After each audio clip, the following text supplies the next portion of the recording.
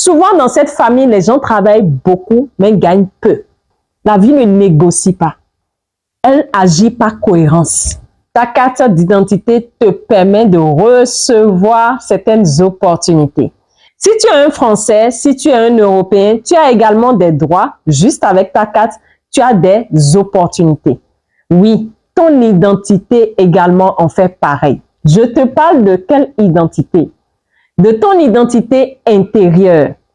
Ton identité intérieure impose ce que tu reçois dans la vie. Ton identité intérieure définit ce qui entre chez toi et ce qui n'entre pas. Ton identité intérieure définit les blocages que tu subis aujourd'hui et tu penses que peut-être c'est autre chose qui en est la base. Non. La preuve, lorsque tu es de nationalité française, tu as des atouts peut-être pour faire des prêts à la banque qu'une autre personne qui est venue en visite en France ne peut pas faire. Et cette personne va se dire, c'est compliqué pour moi de ne pas avoir cette opportunité. Non, il n'est pas français. Son identité ne lui permet pas d'avoir accès à cette opportunité de prêt d'argent. C'est la même chose également par rapport à ton identité intérieure. Ton identité intérieure, c'est la règle que ton système applique. Lorsque ton système applique cette règle, la nature, la vie comprend ce que tu envoies comme signal. Parce que tout est énergie. Donc, ce que tu émets va définir les situations que tu vas attirer, les personnes qui vont entrer dans ta vie, que ce soit client, que ce soit client premium, que ce soit client qui n'a pas d'argent. C'est ton identité qui définit ça. Ton identité va définir l'effort que tu fais au quotidien. Qu'est-ce que c'est censé t'apporter comme récompense? Ton identité définit ta valeur. Est-ce que tu vaux de l'or? Est-ce que tu vaux du diamant? Est-ce que tu vaux l'orange qu'on vend à moindre coût quand il y en a beaucoup? Est-ce que tu vaux cher ou est-ce que tu vaux moins cher? C'est ton identité qui cadre ça. Et dans cette vidéo, je vais te partager 5 handicaps.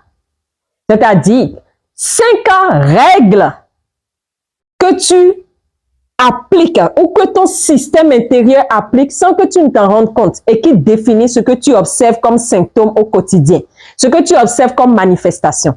Donc, quand tu vas t'asseoir, tu vas dire, je vais atteindre le milliard. Je vais attirer un monsieur, un mari qui me respecte.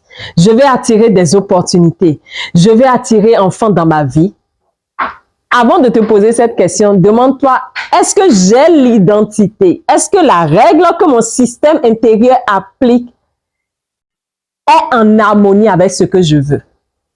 Lorsque ce que tu veux n'est pas en harmonie avec la règle que ton système applique, qui est ton identité, tu peux faire tous les efforts, ça ne marchera pas. La vie ne négocie pas. Elle agit par cohérence.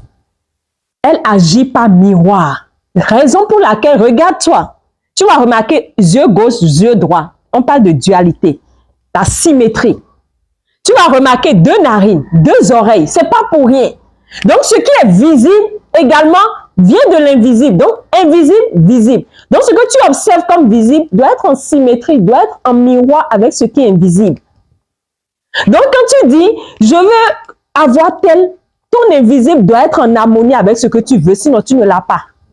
C'est un principe.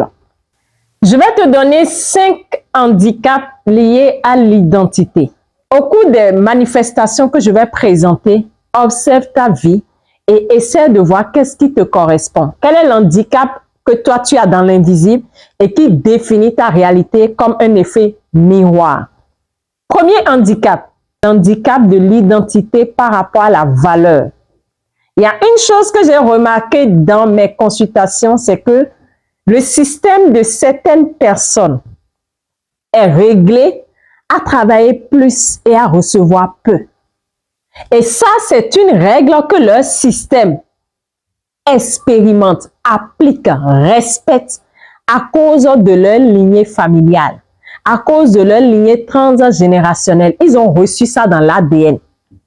Donc, tout comme ton papa, ta maman sont béninois, par exemple, et tu as automatiquement la nationalité béninoise, c'est la même chose également par rapport à l'identité. Et qu'est-ce que tu vas remarquer? Souvent, dans cette famille, les gens travaillent beaucoup, mais gagnent peu.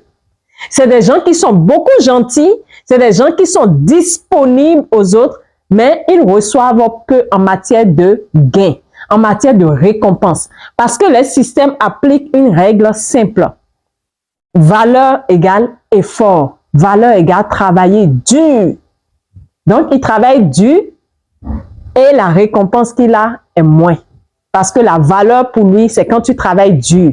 La valeur pour lui, c'est quand tu fais beaucoup d'efforts. La valeur pour lui n'est pas dans quand tu reçois plus.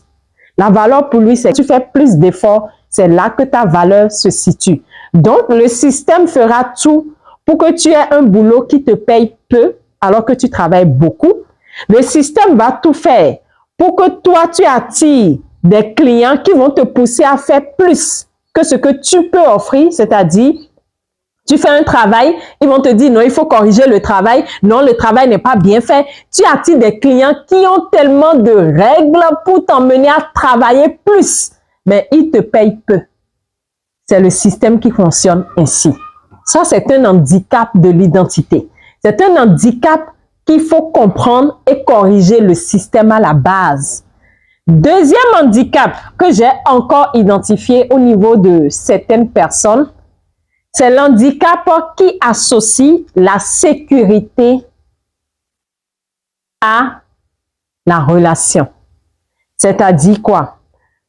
Dans une relation, la personne est dépendante de son partenaire. Parce qu'à un moment donné, son système se dit, ma sécurité ne se limite qu'à une relation. Je ne retrouve sécurité que quand je suis en relation. Ce qui fera que la personne, son système va adopter une règle. La sécurité vient de la relation. Donc, il va avoir des comportements de dépendance. Il aura peur d'être abandonné. Donc, il va tout accepter de son partenaire parce que pour lui, pour être en sécurité, il faut que je sois en relation. Donc, il va tolérer beaucoup de choses. C'est ce qui explique que vous allez trouver des personnes, ils vont tolérer plein d'humiliation. Ils vont tolérer plein de manque de respect. Ils vont tolérer plein de comportements inadaptés et vont se dire non, je ne peux pas quitter la relation. C'est pas par hasard. Le système leur dit, quand on est en relation, on est en sécurité. Donc, ne quitte pas la relation, sinon on va manquer de sécurité. Et souvent, ces genres de personnes, c'est des gens qui, depuis leur enfance, ont été abandonnés. Et à un moment donné, ils se sont sentis dans l'insécurité. Donc, en grandissant, leur système a incorporé la règle sécurité égale relation. Donc, tant que je suis en relation, je suis en sécurité. Je peux souffrir, mais je reste. Et cela entraîne des fois certaines personnes qui meurent petit à petit et se forcent à rester dans une relation parce que leur système leur dit, reste dans la relation, tu es en sécurité. Ça, c'est l'une des manifestations que j'ai remarquées par rapport à l'handicap sécurité égale relation. Troisième handicap, surtout les handicaps que je suis en train de t'énumérer, c'est par rapport à ton identité, c'est par rapport à ton système interne. Et c'est ça qui va définir comment tu vas penser, comment tu vas ressentir, comment tu vas agir, des comportements que tu auras de façon automatique, qui ne sont pas anodins, mais qui sont liés à un système en toi qui te dit voilà ce qui est bon pour nous et tu agis en conséquence. Donc, mieux tu en prends conscience, mieux tu corriges la règle depuis la base. Et c'est ça le travail que je fais avec toi. Je t'aide à l'identifier et à corriger. Et tu observes naturellement que des choses changent dans ta vie. Ça ne ment pas. Troisième handicap, c'est amour égale responsabilité, prendre soin. C'est souvent des personnes qui donnent de façon exagérée. Ils se disent à un moment donné, dans leur système, que pour recevoir, il faut donner. Ils conditionnent leur capacité à recevoir à leur capacité à donner. Ce qui fait qu'ils vont donner plus qu'il n'en faut. Ils vont surdonner. Ils vont surdonner au-delà même de ce qu'ils peuvent. C'est des gens qui peuvent aller prêter de l'argent et donner. Parce que pour eux, quand tu donnes, tu reçois. Ils conditionnent leur capacité à recevoir à leur capacité à donner. Et lorsque vous êtes dans ce type d'handicap, cela vous déséquilibre. C'est comme si tu es dans une piscine, tu es en train de te noyer. Tu n'as pas encore pu nager toi-même pour t'en sortir, mais tu prends quelqu'un au dos. Pour dire, monte sur mon dos, on va s'en sortir. C'est des gens de personnes qui ont ce système-là. C'est-à-dire que leur système applique cette règle. Amour égale portée. Amour égale responsabilité. Supporter l'autre. Quatrième handicap, Il s'agit de sécurité égale contrôle. Le système applique. Je suis en sécurité quand je contrôle tout. C'est des gens de personnes qui veulent tout contrôler. Ils ont du mal à lâcher prise. Ils veulent tout programmer. Ils veulent tout planifier. J'ai pris tel argent comme salaire. Je vais faire ci avec, je vais faire ci avec, je vais faire ci avec. Ils rédigent tout. Et quand il y a d'imprévus qui dépassent ce qu'il a noté, il commence à stresser. Il commence à paniquer. Il ne sait plus où mettre la tête. Il se dit, mais j'ai pas prévu ça. Pourquoi ça doit arriver? C'est des gens qui ont du mal à se laisser guider par la vie. Et tant que tu as du mal à te laisser guider par la vie, tu bloques ta capacité à recevoir plus de la vie. C'est un principe. Donc, ton système te dit non, pour être en sécurité, tu dois contrôler. Et ce qui fait que toi-même, naturellement, tu cherches à tout contrôler et tu bloques. Donc, mieux tu identifies la règle qui influence tes comportements, qui influence ces émotions que tu as quand tu manques ou quand tel imprévu vient alors que tu n'y avais pas pensé, mieux tu changes ta manière d'agir par rapport à la vie et mieux tu reçois.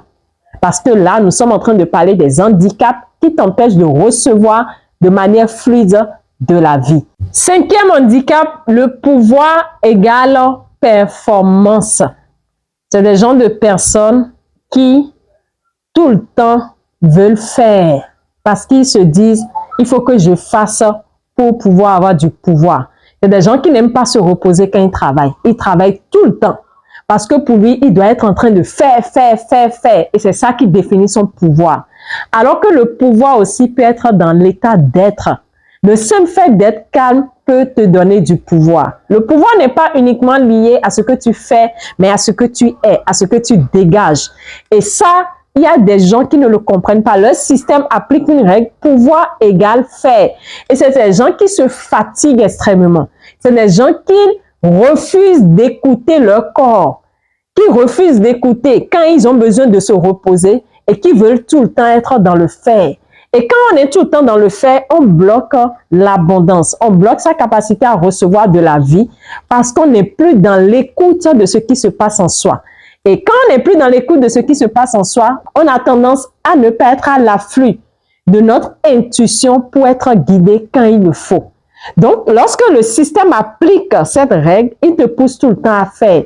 Il te pousse des fois à prendre des décisions pour avoir du pouvoir alors que c'est pas en harmonie avec qui tu es. Il te pousse à faire tout ce que tu ne dois pas faire. Parce que pour ce système, pour avoir du pouvoir, tu dois faire, tu dois performer. Tu ne dois pas attendre. Tu dois être tout le temps en train de performer. Et tu te déconnectes de ta véritable nature. Voilà 5 handicaps. Exemple que je t'ai donné durant cette vidéo pour déjà te permettre de voir combien de fois tu es influencé sans t'en rendre compte. Ce que tu penses au quotidien, comment tu agis, comment tu réagis émotionnellement, en dit long sur le système qui te téléguide. Et mieux tu comprends ça, mieux tu commences à changer la règle de l'intérieur vers l'extérieur parce que la vie agit comme effet miroir. Et quand tu changes la règle à l'intérieur, le miroir ne peut que refléter ce que tu vas recevoir de manière fluide. Et si tu veux que je t'aide dans ce sens, prends un rendez-vous et on ira beaucoup plus loin par rapport aux règles inconscientes qui gouvernent ta vie sans que tu ne t'en rendes compte. C'était votre sœur Mendes, je vous aime.